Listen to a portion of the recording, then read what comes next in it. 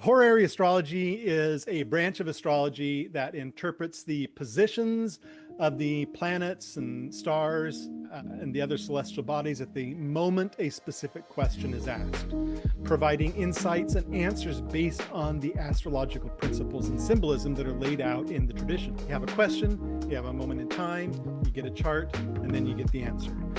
And so we're casting the chart for a question. The question itself gets the birth chart. It's a birth chart for the question. And the chart is really meant to be cast when the astrologer understands the question. Often this is like right when the question is asked, like the question is asked, it's a simple question, the astrologer understands it.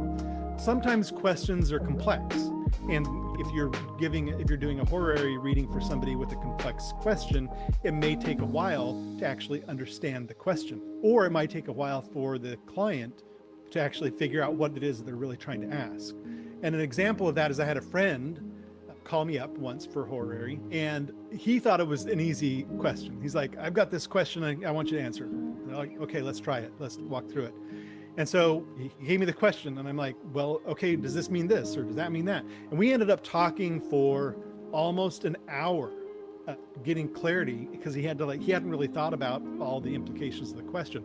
And so it wasn't until the end of the hour that I cast the chart. And so that's when the chart was cast and the reading was able to take place at the end and look for the question. And that was important because all that time preparing up to the moment of the question was building up and creating the question for the birth moment of that question. And as a result, the ascendant had shifted signs. And so we had a different sign ascendant by the end of it than if I just cast the chart for the beginning of it. So oftentimes it's when the question is immediately asked, and sometimes we have to make sure that we're truly understanding the question before we cast the chart. And that's as the astrologer, it's up to you and your practice to be able to understand when that is.